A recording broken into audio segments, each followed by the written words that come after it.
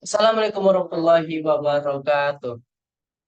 Terima kasih kepada Bapak dosen dari bidang mata kuliah kartografi yaitu Bapak Dr. Adi Bapak STMSC yang mana telah memberikan saya kesempatan untuk mempresentasikan hasil tugas saya. Dan saya mengucapkan terima kasih kepada kawan-kawan yang mana telah mengklik video saya dan jangan lupa untuk mensubscribe, like, dan komen. Sebelum memulai ke dalam materi, kabar ini saya untuk memperkenalkan diri saya. Saya akan membacakan sebuah pantun. Bang Udin jualan bakmi, kuahnya dicampur ikan teri. Demi mendapatkan nilai yang tinggi, izinkan saya untuk memperkenalkan diri. Saya Irsa Zulfikri, NIM 2313613. Cita-cita bekerja di tata ruang kota dan mau menjadi orang sukses dan bahagia dengan pekerjaan sampingnya sebagai pengusaha. Sebelum kita melanjutkan ke materi, apakah kawan-kawan sudah tahu apa itu kartografi? Pada kali ini saya akan menjelaskannya. Kartografi menurut empat tokoh dari akun channel YouTube yaitu Geospatial Intelligence Agency dan ArcGIS. Dr. Monique Walker mengatakan bahwa kartografi merupakan studi dan praktik pembuatan peta. Peta yang dapat menunjukkan cara bernavigasi di seluruh dunia atau cara menemukan toko yang tepat di pusat perbelanjaan umum.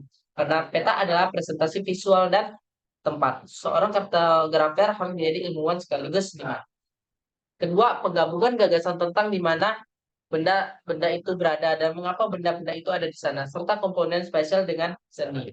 Itu menurut Edison. Dan Jonelson mengatakan kartografi adalah komunikasi suatu fenomena geografis, komunikasi visual, sehingga geografi kereta dan perpaduan indah antara geografi dan sudah mengagumkan. Itu menurut Jonelson. Lanjut, Canfield. Canfield mengatakan bahwa kata mencakup banyak aspek berbeda. Jadi kita mulai dari huruf C. C itu adalah kompromi. Jadi seorang kartografer harus memulainya dengan kompromi. Lanjut, jenis-jenis peta dan tujuannya. Yang pertama itu ada peta tujuan umum. Peta tujuan umum itu menampilkan fitur seperti jalan, bersifat alami, dan buatan manusia. Peta tematik, peta yang menampilkan suatu cuaca atau statistik. Peta topografi adalah hampir sama dengan peta tujuan umum, tapi bedanya peta topografi itu memunculkan, menampilkan garis-garis fitur ketinggian dengan garis kontur. Bagian navigasi laut adalah sejumlah teknik dan peralatan yang digunakan dalam melakukan perjalanan atau aktivitas di laut. Lanjut.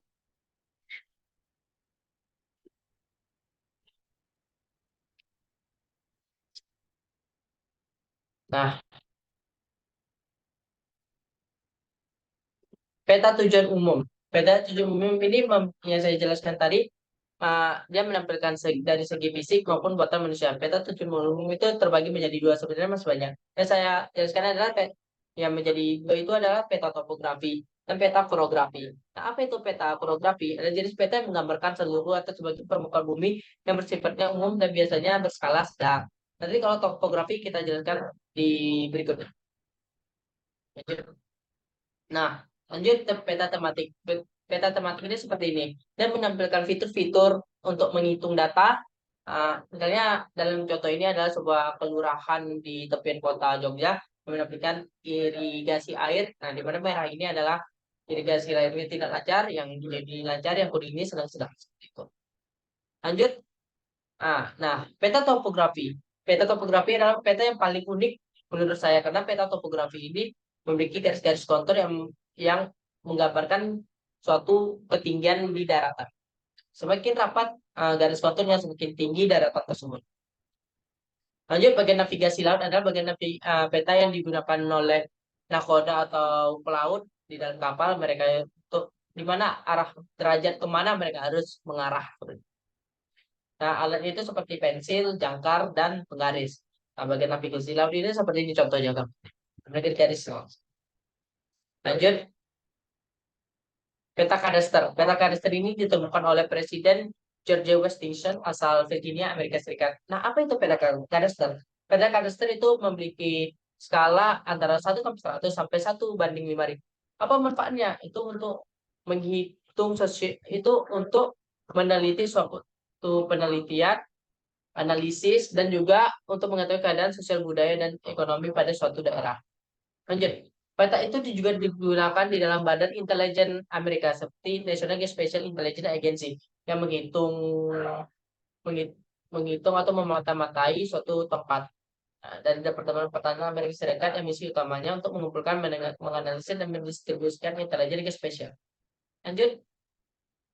Nah, di Indonesia itu juga ada namanya adalah Badan Informasi Geospasial dari BIG. Itu sebagai lembaga non kementerian di bawah pemerintah Indonesia. Itu kegiatan support dan pemerintahan setelah kemerdekaan Indonesia dilaksanakan pada dasar peraturan PP nomor 71 tahun 1951 tentang pembentukan Dewan dan Direktorium Pengukuran dan Penggambaran Peta. Tidak hanya Badan Informasi Geospasial aja, masih banyak juga seperti BIN, BIN, juga BPN, Badan Pertahanan Udara, itu menggunakan peta sebagai fondasi dasar mereka untuk menghitung suatu.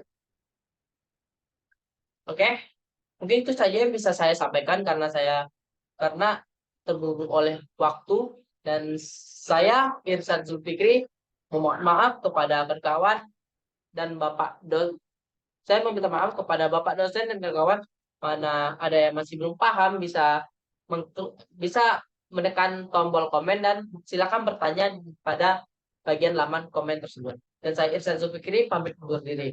Wassalamualaikum warahmatullahi wabarakatuh.